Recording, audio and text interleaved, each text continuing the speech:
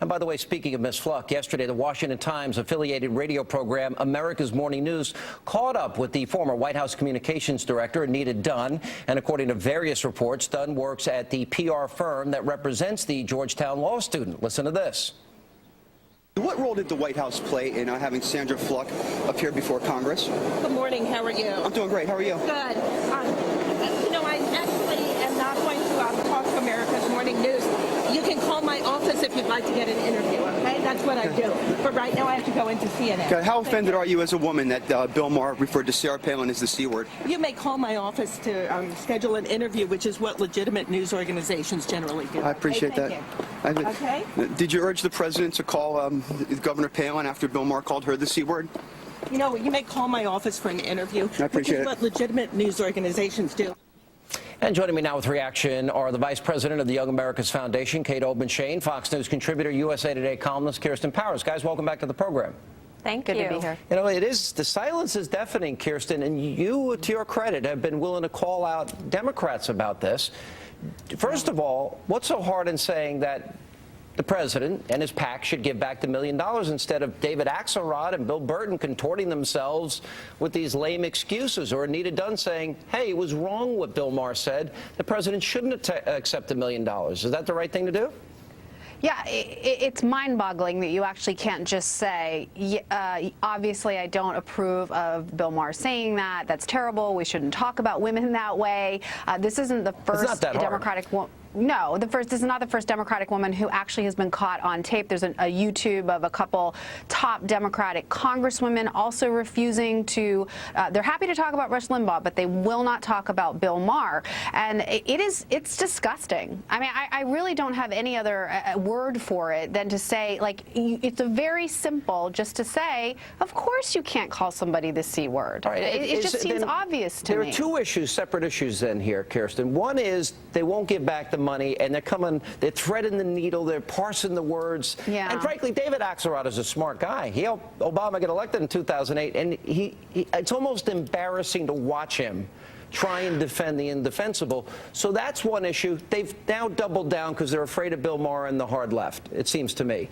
Then on the other issue, you know, why do I have a problem with Michelle Obama, especially after the president's lecture, going on David Letterman, considering the comments he made about Governor Palin's daughter, and also about Governor Palin with, quote, the slutty flight attendant look?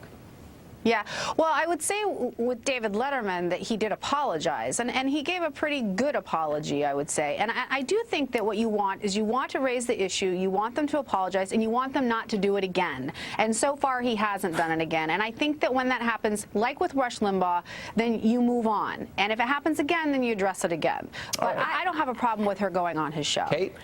As I recall, when he apologized, Kirsten, and I do give you much credit for being courageous and standing up and pointing out the hypocrisy, but as I recall, when David Letterman apologized for attacking 14-year-old Willow Palin, by the way, she was the one who accompanied her mother. He laughed when he apologized, and he has since then said ridiculously offensive things about people like Michelle Bachmann. I mean, it's just rampant, and they won't do anything about it. I think, Kirsten, you pointed out that on Bill Maher's show, Gloria Steinem was silent about the vicious misogynistic attacks against women, and yet Ann Coulter took him on head-to-head. She went to town, and yet the supposed leader of the great feminist movement said nothing. Let me go through a broader context of liberal hate speech. And I'm going to pick out NBC News because they've been so sanctimonious in their criticism of conservatives. And you know what? I don't think Brian Williams or Tom Brokaw or Matt Lauer, I wonder why anybody in the media won't ask them if they're proud of their brand, considering this represents their news brand. Let's roll the tape. To hell with the Republicans. They're anti-American. They're psycho-talkers. They don't care. And Harry, you are you won't do the nuke option for the American people and shove the Republicans into the ditch. Sometimes I think they want Obama to get shot. I do. I really think that there are conservative broadcasters in this country who would love to see Obama taken out. They fear socialism. They fear Marxism. They fear that the United States of America won't be the United States of America anymore. You damn right Dick Cheney's heart's a political football. We ought to rip it out and kick it around and stuff it back in him. I'm glad he didn't tip over. He is the new poster child for health care in this country. He is an enemy of the country, in my opinion. Dick Cheney is. He is an enemy of the country. Lord, take him to the promised land, will you?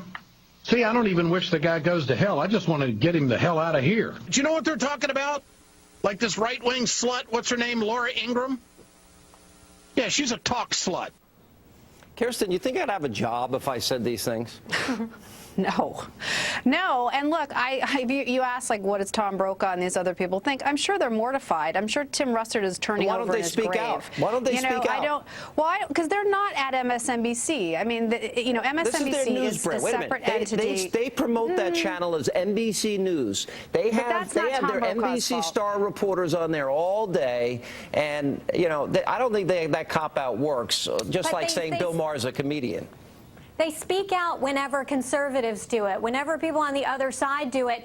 Everybody speaks out. I mean, Obama himself, he spoke out over Rush Limbaugh, and we all say, well, Obama doesn't need to comment on everything. He doesn't need to comment when David Letterman is offensive to Sarah Palin and her daughters. Well, he really kind of does when he sticks his neck out there on one. He really needs to be courageous enough to speak out on other instances. But, Sean, the left doesn't do it because they willingly go after conservative women, because conservative women represent a tremendous threat to the left, because for so long the left has taken granted, and so they just let the left go after conservative women in hopes that they're going to run them out of the arena by just this vicious name calling. And it's conservative. It seems conservative women and conservative African Americans in particular are victimized this way.